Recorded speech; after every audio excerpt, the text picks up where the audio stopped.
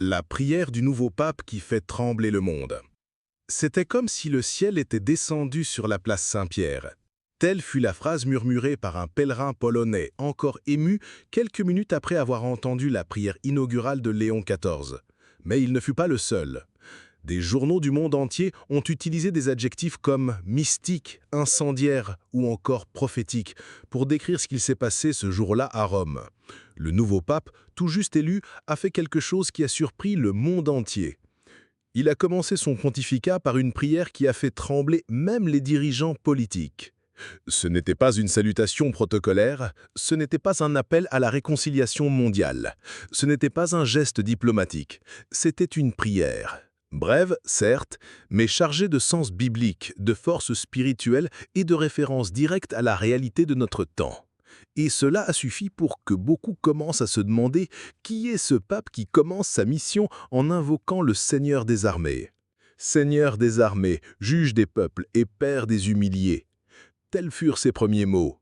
3 titres donnés à Dieu, tous présents dans les Écritures et qui révèlent une image divine d'autorité, de justice et de miséricorde. Léon XIV invoque un Dieu qui agit, qui gouverne l'histoire, qui n'est pas indifférent à la souffrance des petits, ni soumis aux vanités des nations. Cette prière n'a pas été rédigée par un comité de théologiens, ni relue par des diplomates. Selon des sources proches du Vatican, elle a été écrite à la main, en pleine nuit silencieuse, devant le Saint-Sacrement, avant même l'élection. Comme si Léon XIV savait déjà qu'il en aurait besoin. Et le monde l'a entendu. Et il a tremblé. L'élection inattendue, l'émergence de Léon XIV. Qui est cet homme qui occupe désormais la chaire de Pierre? Giulio Tomasi est né dans une petite ville rurale d'Italie appelée Montebello, région de forte tradition catholique. Fils de paysan, il a grandi entre le rosaire de sa mère et la Bible de son grand-père. À 10 ans, il voulait devenir moine. À 17 ans, il est entré au séminaire. Il a été missionnaire pendant près de 20 ans, notamment dans des zones de guerre et de misère au Soudan, au Congo et dans l'est de l'Ukraine. Là, il a vu de près ce que le pape appellera plus tard le visage crucifié des pauvres. C'était un cardinal discret. Théologien, certes, mais réputé pour être un homme de prière, de silence et de pénitence. Certains l'appelaient le cardinal qui disparaît, car il s'absentait souvent des événements publics pour passer des heures devant l'Eucharistie. Son élection fut une surprise. Parmi les favoris figuraient des cardinaux médiatiques, liés à des réformes administratives ou à des équilibres géopolitiques. Mais dès le 4e vote, Giulio Tomasi fut élu avec une majorité solide. Et lorsqu'il annonça le nom qu'il allait choisir, Léon XIV, le monde catholique fut ébranlé. Pourquoi Léon XIV? Un nom qui évoque le combat spirituel. Le choix du nom d'un pape n'est pas seulement symbolique. C'est une déclaration de mission. Et en adoptant ce titre, Léon XIV a fait plus qu'évoquer un prédécesseur. Il a signalé un combat spirituel qui ne fait que commencer. Le premier pape Léon, connu comme Saint Léon le Grand, fit face à Attila le Hun lui-même, n'ayant que seulement l'autorité spirituelle et la croix du Christ. Attila, le fléau de Dieu, renonça à envahir Rome après cette rencontre. Léon le Grand combattit également les hérésies qui menaçaient de détruire la foi catholique, laissant derrière lui des homélies et des lettres d'une grande clarté doctrinale. Quant à Léon XIII, au XIXe siècle, il fut le pontife des visions mystiques. Après avoir assisté à un dialogue entre le Christ et Satan durant la messe, dans lequel le démon demandait 100 ans de liberté pour détruire l'Église, Léon XIII composa la puissante prière à Saint Michel Archange, incluse dans la liturgie pendant presque un siècle. Il mit aussi en garde le monde contre les erreurs modernes qui éloigneraient l'humanité de Dieu. Léon XIV, donc, unit ces 2 héritages, la défense de l'orthodoxie doctrinale et le discernement des combats spirituels de notre époque. Ce n'est pas un pape neutre. C'est un pape qui entre sur le champ de bataille revêtu de l'armure de la foi. Et sa première prière fut un appel à ce combat. La prière qui a fait trembler les rois. Voyons maintenant en détail la prière complète prononcée par Léon XIV et analysons-la ligne par ligne à la lumière de la Bible, de la tradition et des signes de notre temps. Seigneur des armées, juge des peuples et père des humiliés. Nous voyons devant toi les tours de l'orgueil dressés contre ton nom. Ces mots initiaux rappellent des passages prophétiques tels que Ésaïe 2 et Daniel 4. Le Seigneur des armées est le titre le plus utilisé par Jérémie et les prophètes qui s'exprimaient à des époques de décadence morale et d'idolâtrie étatique. En l'invoquant, Léon XIV appelle le Dieu qui intervient dans l'histoire, qui renverse les empires et élève les petits. Les tours de l'orgueil font écho à la tour de Babel, symbole de l'humanité, qui s'élève contre Dieu, croyant pouvoir se suffire à elle-même. Aujourd'hui, cette tour est technologique, financière, idéologique, mais le principe reste le même, un monde sans Dieu. Les royaumes de la terre conspirent dans la vanité, ils concluent des pactes dans les ténèbres et dissimulent le sang des innocents sous le voile de la légalité. Ce passage a provoqué une onde de choc. Des théologiens y ont vu des références indirectes à l'avortement, à l'euthanasie, à la manipulation génétique et à la destruction de la vie au nom des idéologies ou du progrès. Il s'agit d'une citation implicite d'Ésaïe 5:20. « Malheur à ceux qui appellent le mal bien et le bien mal ». Elle évoque aussi Apocalypse 18, où Babylone est condamnée pour être ivre du sang des saints et des martyrs de Jésus. Léon XIV ne cite aucun nom, mais la vérité, proclamée avec clarté, atteint tous ceux qui la dissimulent. Une prière comme dénonciation prophétique et acte d'intercession. L'Église, ton épouse, blessée et calomniée, se tourne vers toi en pleurs et te demande que le feu de ton esprit purifie l'autel et la maison. Ici, le pape parle de l'Église elle-même, non comme une institution de pouvoir, mais comme l'épouse du Christ, un langage profondément biblique. Cf. Euphal Chanvaille. Il ne dépeint pas une Église triomphaliste. Au contraire, il reconnaît que l'Église est blessée et calomniée, tant par les persécutions extérieures que par les péchés internes.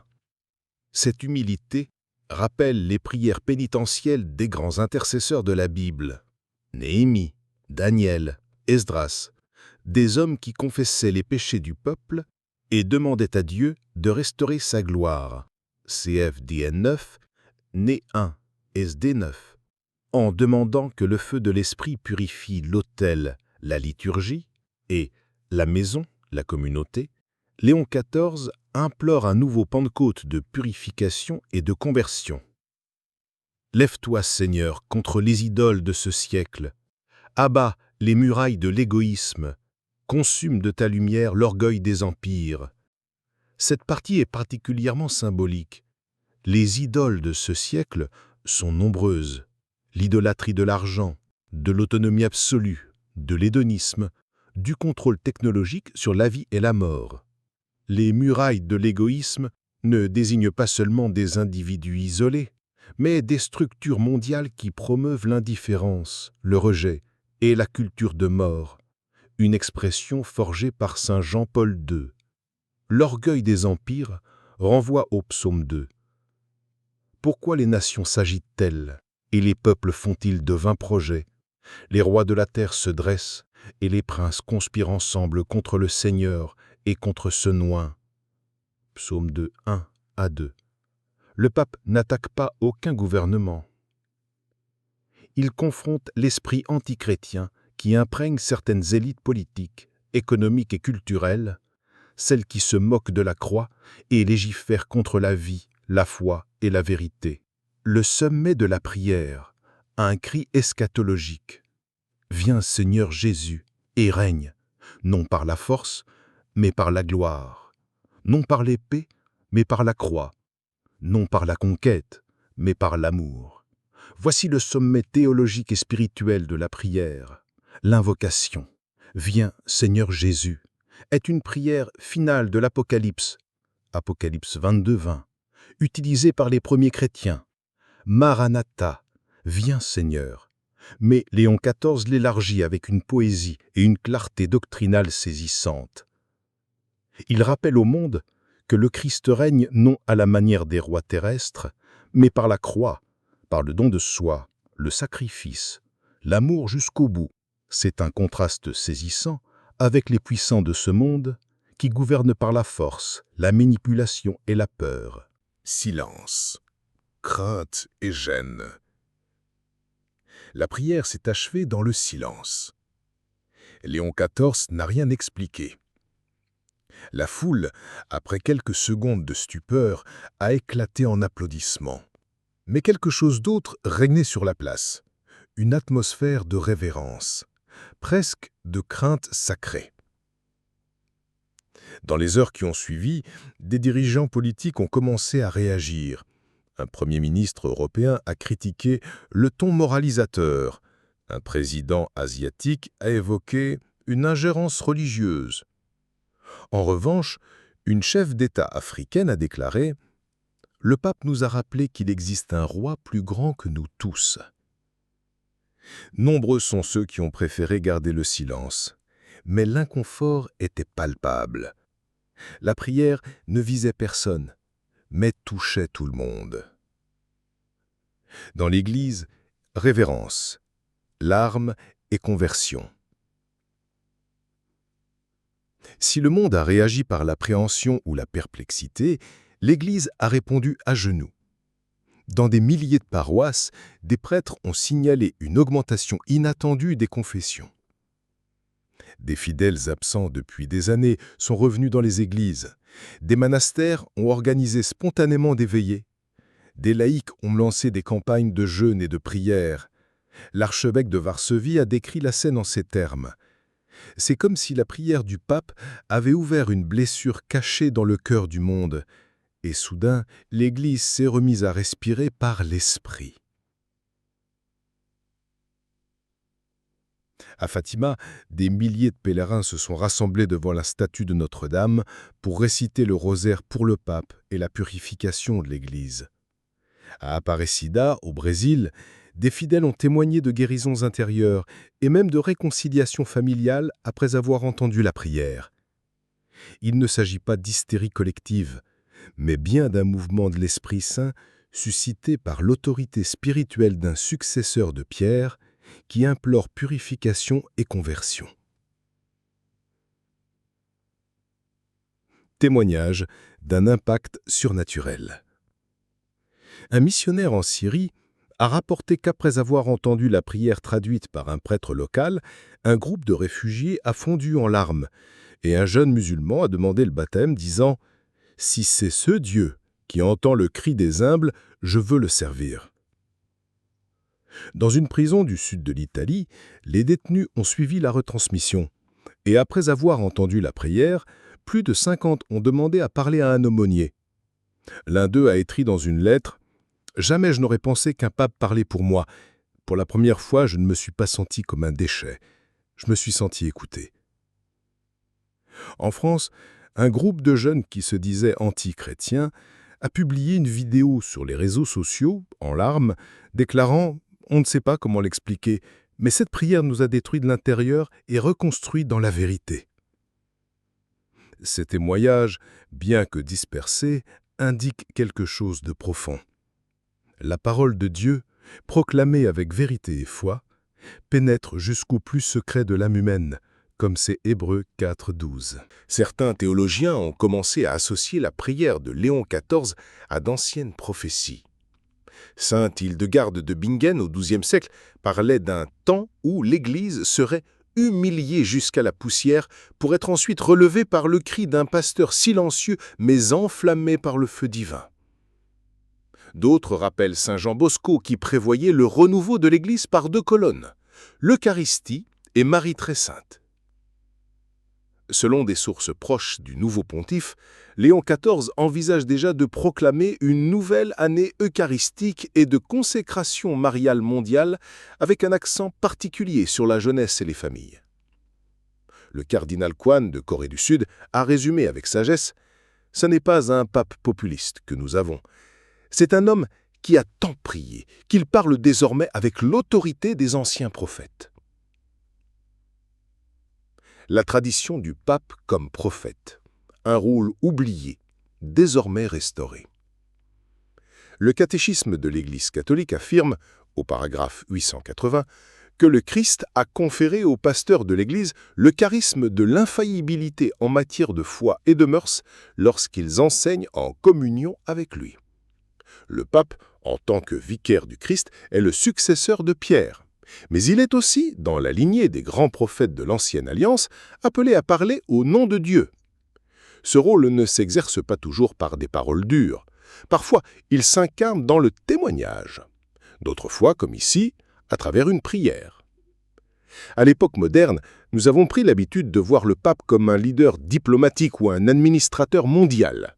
Nous avons oublié que sa mission première est de paître le troupeau avec la voix du bon pasteur et, quand cela est nécessaire, d'utiliser le bâton pour repousser les loups.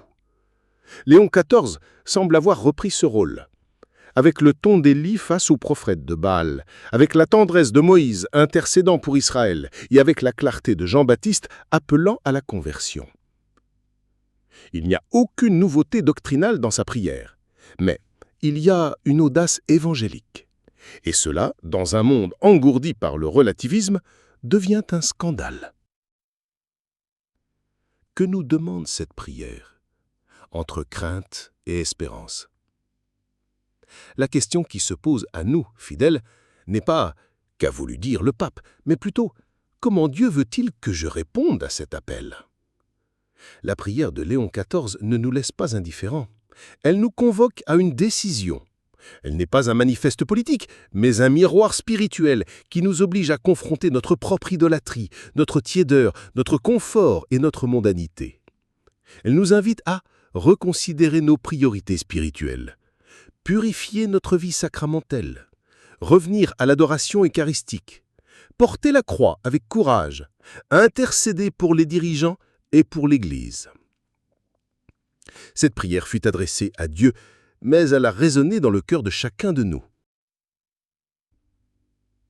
Prière finale. Une réponse humble à l'appel du ciel. Je t'invite maintenant, toi, nous a accompagnés jusqu'ici, à faire avec moi cette brève prière. Un moment de recueillement pour accueillir avec foi et responsabilité ce que nous avons entendu. Seigneur Jésus, Roi de gloire et agneau de la croix, apprends-moi à vivre avec un cœur pur, à renoncer aux idoles qui m'éloignent de toi, à combattre avec la lumière et à aimer avec courage. Purifie ma maison, ma paroisse, mon âme. Répands ton esprit sur l'Église, sur les pasteurs, les fidèles, les oubliés. Fortifie le pape Léon XIV par ta grâce. Que sa prière soit semence de conversion dans le monde entier. Règne en moi, Seigneur. Règne par la croix. Règne par l'amour. Amen. Invitation finale. Rejoins l'armée de la prière. Si cette prière du pape a touché ton cœur, ne la garde pas pour toi. Aime cette vidéo, partage-la avec tes amis et laisse en commentaire ton témoignage, ta prière ou ton cri. Abonne-toi à cette chaîne pour suivre chaque étape de ce que Dieu est en train de faire dans son Église. Et souviens-toi, la prière du juste a une grande efficacité. Fais partie de cette chaîne de foi. Car lorsque l'Église prie, le ciel se met en mouvement et les empires de la terre tremblent.